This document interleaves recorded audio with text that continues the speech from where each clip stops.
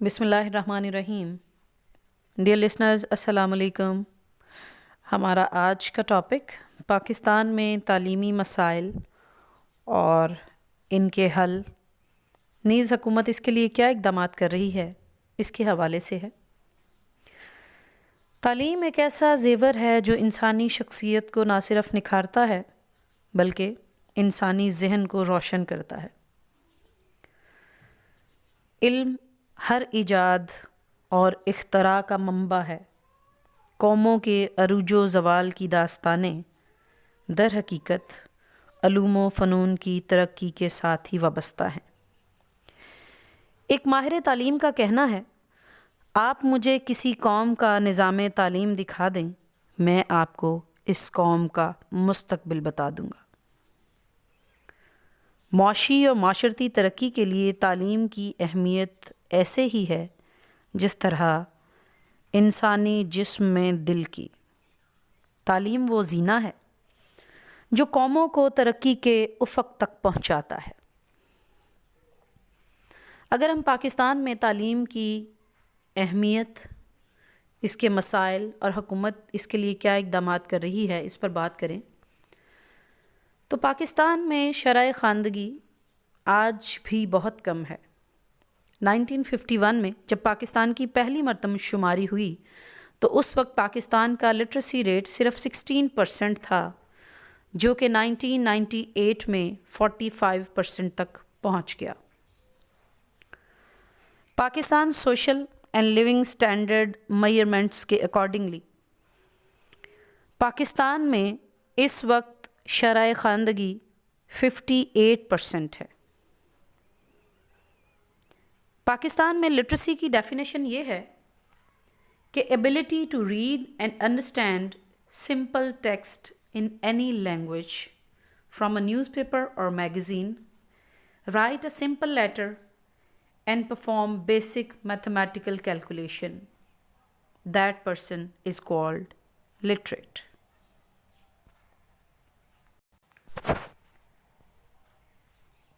یعنی ہر وہ شخص خواندہ ہے جو کہ اخبار پڑھ سکتا ہو، یا ایک سادہ خط لکھ سکتا ہو، یا پھر میتھس کے ابتدائی کیلکولیشن کر سکتا ہو۔ پاکستان میں مردوں میں لٹریسی ریٹ 69%، جبکہ خواتین میں 45% ہے، جو کہ ترقی پذیر ممالک کے مقابلے میں بھی بہت کم ہے۔ اسی لیے حکومت پاکستان نے ایجوکیشن فار آل کے مشن کو سامنے رکھتے ہوئے پاکستان میں تعلیم کے حوالے سے کافی اقدامات کیے ہیں۔ پاکستان میں تعلیم کے مسائل کیا ہیں، یہ جاننا بہت ضروری ہے۔ پاکستان کا سب سے بڑا مسئلہ ہمارا فرسودہ نظام تعلیم ہے۔ پاکستان کا نظام تعلیم انگریزوں کا نافذ کردہ ہے، جسے لارڈ میکالے نے مرتب کیا تھا۔ لارڈ میکالے کا کہنا تھا کہ اگرچہ ہم ہندوستان کو آزادی دے رہے ہیں، مگر ہندوستانیوں کے لیے جو نظام تعلیم میں نے مرتب کیا ہے وہ صدیوں ہندوستانیوں کو انگریزوں کی غلامی کی یاد دلاتا رہے گا۔ علامہ محمد اقبال اسی لیے اس نظام تعلیم کے اوپر اپنا تبصرہ دیتے ہوئے کہتے ہیں، تعلیم کے تیزاب میں ڈال اس کی خودی کو، ہو جائے ملائم تو جدھر چاہے اسے پھیر، تاثیر میں اکسیر سے بڑھ کر ہے یہ تیزاب، سونے کا ہمالہ ہو تو مٹی کا ہے ایک ڈھیر۔ یعنی ہمارا نظام تعلیم ہماری نظریاتی اساس کے بالکل برعکس ہے۔ ہماری نظریاتی اساس مغربی نظام تعلیم سے بالکل مختلف ہے، جبکہ ہمارا نظام تعلیم اسلام کے بنیادی تقاضوں سے میل جول نہیں رکھتا۔ یہی وجہ ہے کہ ہمیں یہ تعلیمی نظام کے مسائل آج بھی ہماری قوم کو درپیش ہیں۔ دوسرا بڑا اہم مسئلہ ناقص طریقہ امتحانات ہیں۔ اگرچہ پاکستان میں رائج نظام تعلیم لارڈ میکالے نے مرتب کیا، جو کہ اس کے سامراجی عزائم کی تکمیل کو پورا کرنے کے لیے تھا، لیکن اس کے باوجود اس میں کچھ خوبیاں موجود ہیں۔ یہ خوبیاں ناقص طریقہ امتحانات کے سبب خامیوں میں بدل چکی ہیں۔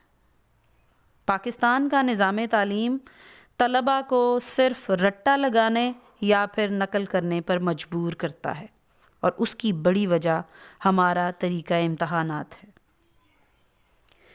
اس کی ایک اور بڑی وجہ پرائمری کی سطح پر صحیح تعلیمی معیار کا برقرار نہ رکھا جانا ہے۔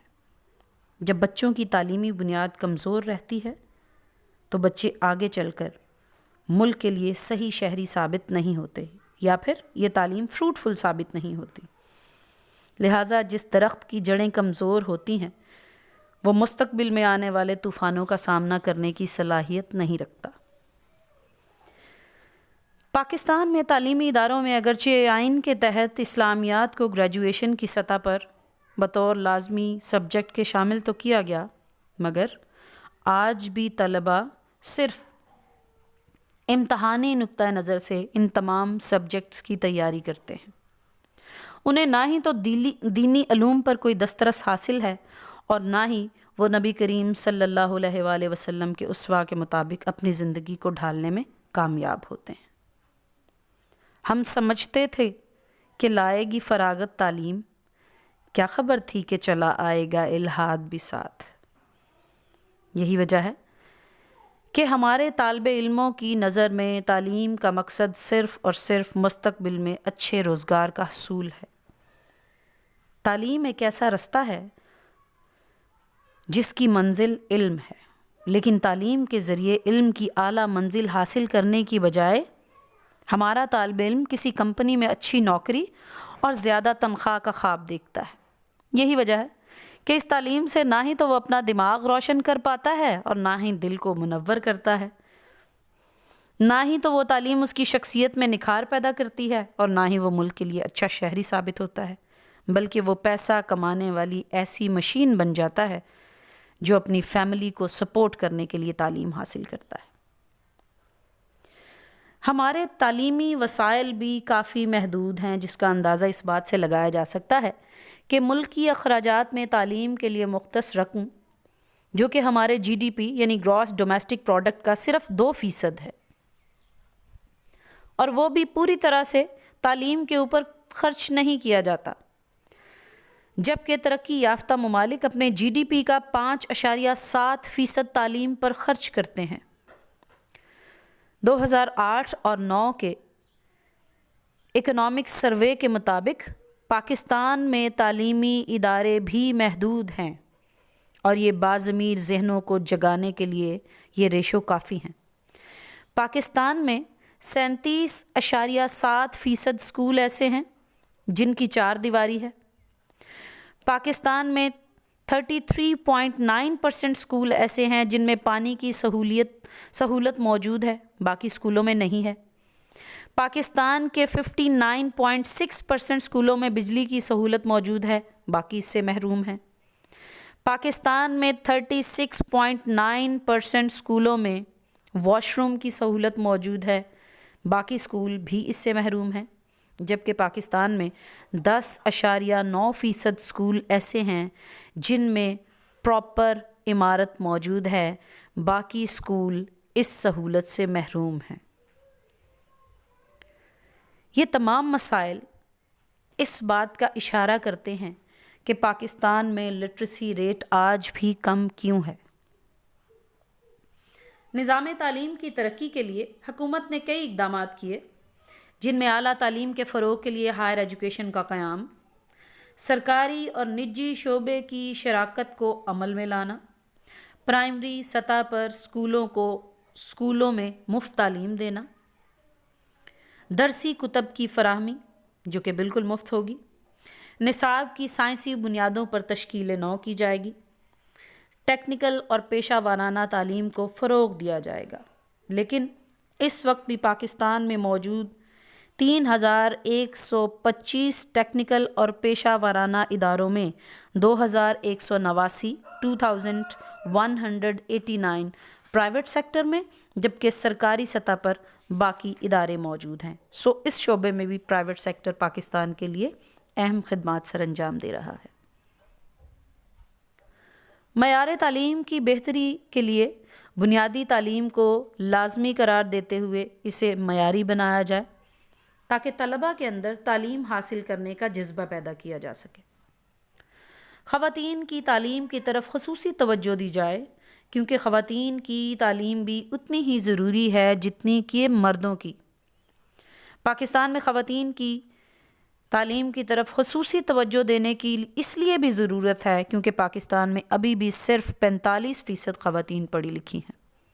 اسی لیے ایک صحت مند معاشرے کی تشکیل تب تک ممکن نہیں جب تک کہ ایک پڑھی لکھی ماں اپنے بچوں کی تربیت نہیں کر پاتی۔ اعلیٰ تعلیم کے لیے نئی یونیورسٹیز بنائی جائیں۔ پاکستان میں اس وقت اپروکسیمیٹلی 124 یونیورسٹیز موجود ہیں۔ تعلیم کے شعبے میں صنفی توازن کے حوالے سے کوششیں کی جائیں۔ طلباء اور طالبات کے وظائف، انفارمیشن ٹیکنالوجی کے میدان میں انقلابی کاوشیں اور قومی اور صوبائی سطحوں پر تعلیم کے مسائل کے حل کے لیے کوششیں بہت ضروری ہیں۔ اساتذہ کی تربیت کے لیے اداروں کا قیام بھی بہت ضروری ہے، لہٰذا ٹیچرز ٹریننگ انسٹیٹیوشن کا قیام عمل میں لایا جائے۔ 2007 اور 2008 کے اعداد و شمار کے مطابق ملک کے کل 12.28% جو کہ تقریباً 1.2 ملین اساتذہ بنتے ہیں، ان کے لیے 173 ٹریننگ سینٹرز موجود ہے جہاں پر اساتذہ کو تربیت دی جاتی ہے کہ وہ مستقبل میں جن اداروں میں جائیں وہاں بچوں کو بہتر طرح سے ٹیچ کر سکیں۔ اسلامی جمہوریہ پاکستان کے 1973 کے آئین میں آرٹیکل 37 کے مطابق حکومت ناخواندگی کو ختم کرے گی اور کم سے کم عرصے میں لازمی ثانوی تعلیم مفت مہیا کرے گی۔